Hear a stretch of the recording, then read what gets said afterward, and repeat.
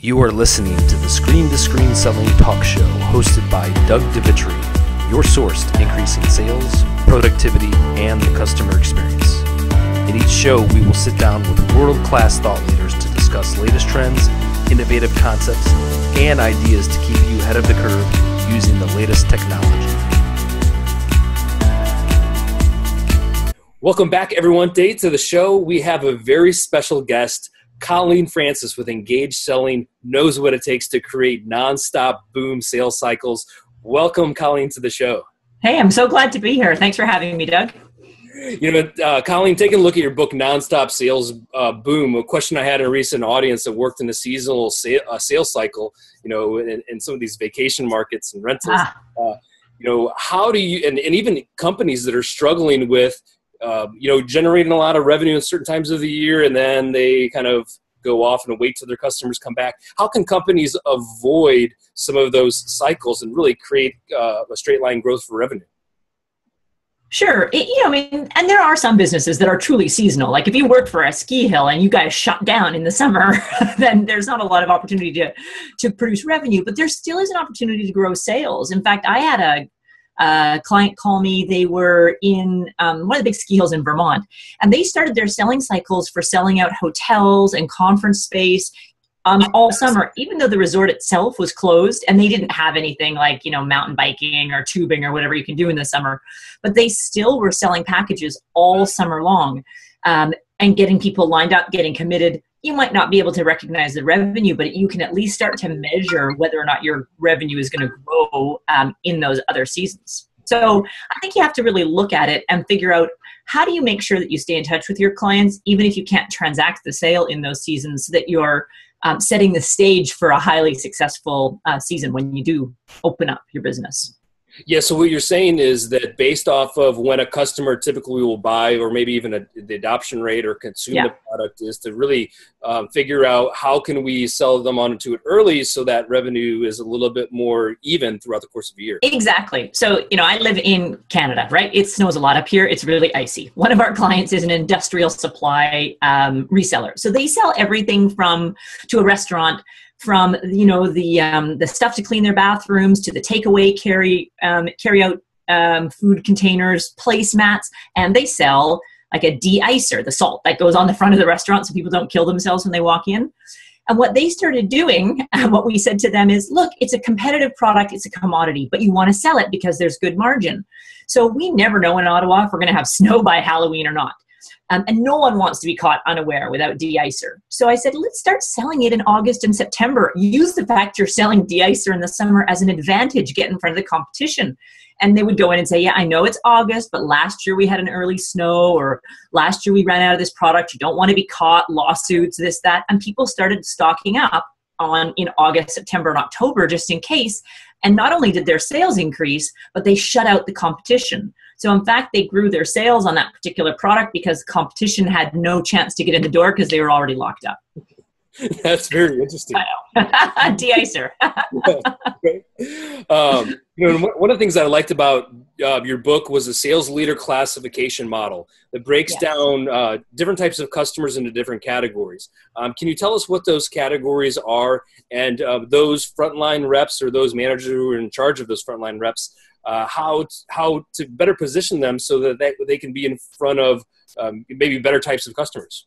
Yeah, absolutely. So the sales leader classification system came out of a couple of premises. One, not all customers can grow. So everybody talks about wanting to grow their existing client base. And what I mean by that is sell more to your existing clients, because it's so much easier to sell more product to an existing customers. We have a lot of clients who call that share of wallet, for example. But what we looked at is, I realized that most people were categorizing their clients incorrectly. And they said, these are my best, so they're my A. These are my next best, so they're my B. But best shouldn't be your biggest. Best should be based around potential. So we have two axes. One is their potential to grow. So are they a client that could buy $100,000 worth of product from you, but they've only transacted $10,000? They have a huge opportunity to grow. And what is their level of engagement? What we found is that if they have a low level of engagement, maybe because they either are new to your client base, so it's just you and Doug, you know, you and I have a relationship, but I don't know your boss's boss, and all those other people. Or do they have a low level of engagement because they want to treat you like a vendor? And someone who really is hell-bent on treating you like a vendor, you're not going to be able to grow them because they're not interested in value. So you can plot your clients in all these areas. So in the very bottom quadrant where we have low engagement and low potential, those are the clients that I just consider, they're your low value clients, right? They have low potential. There's very few of them that you can move in. In fact, we will often say demote them, maybe only handle them by email, react to them, but do not spend time and money trying to grow those customers. And then above them, you've got these clients who you've got high levels of engagement, but low potential. What I mean by that is they could have been your best clients for the last 5 years. Everything you sell, they buy. They give you every dollar that they can, but there's no room to grow. I call those maintenance accounts because you have to put your arms around them and give them a big hug. You cannot afford to let them go. They're often your biggest and most profitable. But if you go at them every week, every month, and just try to sell them something, they're going to get sick and tired of you and feel like, oh, come on, Colleen, you're just treating me like a wallet. Yeah. So those are your maintenance clients. Next to your maintenance clients, we have those where you've got high engagement and high growth potential. And these are your key accounts. So key accounts are those where you've got huge opportunities to grow and you're well positioned because you've built out your organizational chart. You know their boss, your boss knows their boss. You might have 5 or 6 people in your organization who know 5 or 6 people of theirs, and you're really focused on growing those. And then lastly, we have our growth or potentials, where I look at these as often you've made the first sale. So they're low engagement because it's just maybe a one-to-one relationship, but huge potential. And in those cases, your very first step is to build out your network of people inside that account so that you can position yourself to grow. Yeah, great. And then looking at how to spend time or how to spend resources, how do you prioritize? Is there a certain amount of time or time a day that you would spend on each one of those types of accounts? Well, think about your business. You got to almost cut your business into 2 chunks. You've got the time you're going to spend with your existing clients, growing them and nurturing them, and the time you're going to spend in your net new client attraction. So making your cold calls, doing networking. And everyone's business is different. If you've got a really mature business, you could be spending 70% of your time on on existing client work. If you're brand new in the business, you might be spending 90% of your time on new. So whatever time you have for just your existing accounts, you need to chunk this up. No more than 5% of your time should be spent on those service accounts, that bottom bucket. Only react to them. Be professional, be polite, but do not spend time and money and energy. You want to spend the bulk of your time on key accounts and growth accounts. Key accounts especially, you might spend as much as 45% of your time there because you have built out all those relationships and they're ready to go, right? They're your hottest leads for growing existing accounts. Your maintenance accounts, those ones you kind of want to put your hands around and give them a big hug, make sure they don't go anywhere. Could be 25, 15, 25%. And then the same with your growth accounts. Those accounts will take longer to grow. They do take time and it is a lot of work, but I have clients who spend sort of anywhere between 25 and 45% of their time in that category, just depending on how big the potential is.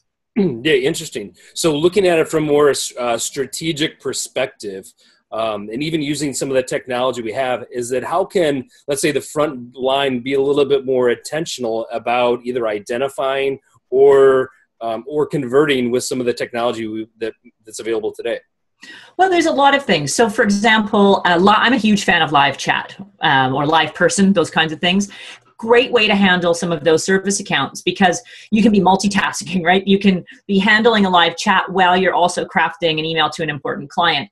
But they also allow those low-value clients or people who maybe want to treat you like a vendor or don't want to talk to a salesperson or people you don't have contact with to talk to you. You can gain a fair bit of intelligence without them feeling threatened by a salesperson. So that's a great use of a reactive technology. You can't be proactive. You're waiting for them to call in.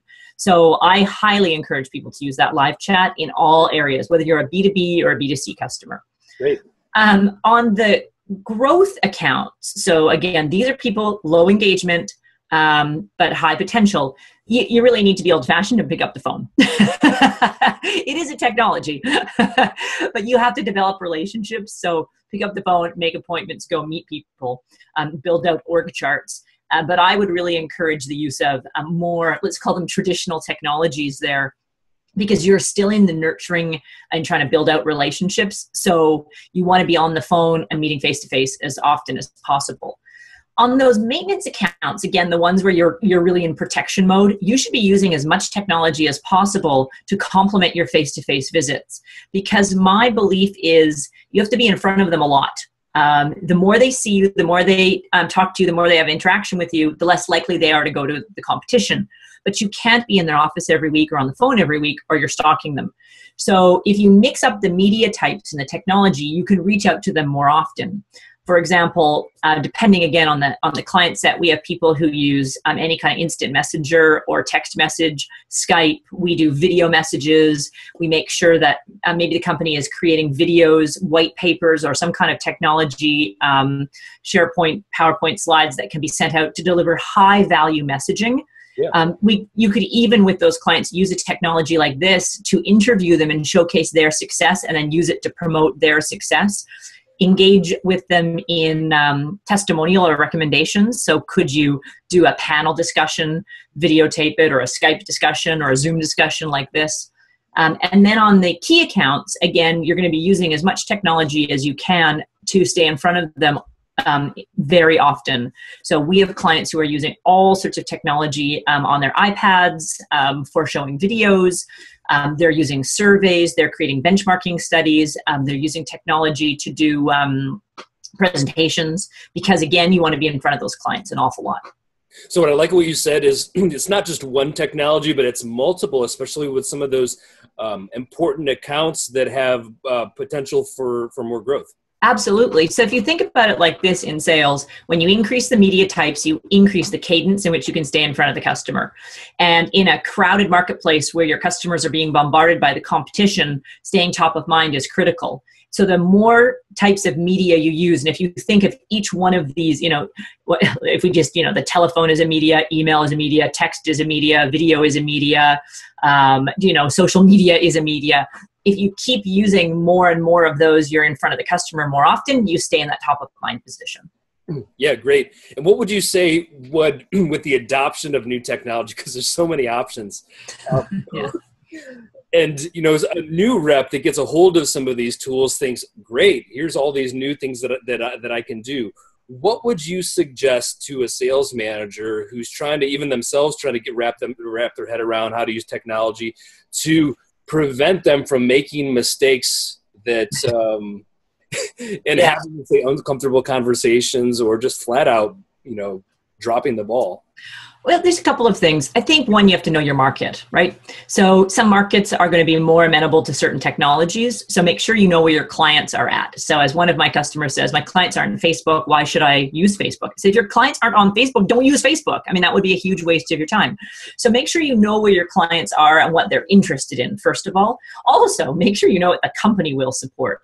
So, for a lot of people selling to big business, right? Like, the biggest Fortune 500, Fortune 100, big Canadian banks, big American banks, those buyers have some lockdowns on technology. They might not be able to download video. I know some large corporations who work in open environments don't allow any speaker systems on their computers because they don't want people to be irritated by video. And so what's the point in creating video messages if your clients can't listen to the video? Highly regulated industries might not allow certain things as well. I know in finance, for example, nothing can go out the door that hasn't been written by the analyst and approved by legal. So you don't want to start, a Twitter account tweeting your best advice on financial services because you're going to get hauled up in a lawsuit. Legal and compliance are going to come crashing down. So know your market, know obviously your internal policies, and know where your clients are at, and then choose based on those requirements. Great. Well, Colleen, you have one of the best sales books that I've read recently, and the reason thank you so much. And I mean that because what it has over a lot of the others is that it has actual tools where you can see yourself inside of the process, and then you apply the recommendations. So, even for myself, as I'm looking at the classification model, I was able to kind of go through and say, well, gosh, how do I prioritize my time? So not only has it been helpful for your folks, but it's been helpful for me as well. And good. I'm glad. Good. That's wonderful. You are listening to the Screen to Screen Selling Talk Show hosted by Doug DeVitri. your source to increasing sales, productivity, and the customer experience. In each show, we will sit down with world-class thought leaders to discuss latest trends, innovative concepts, and ideas to keep you ahead of the curve using the latest technology.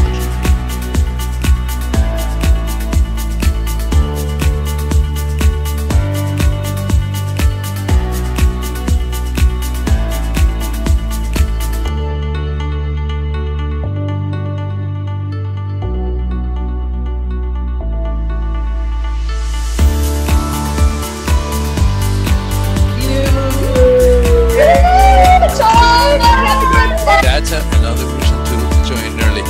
Well, if you're familiar with Google Plus, how to hang out, or even like join.me and some of the other screen sharing things I've seen.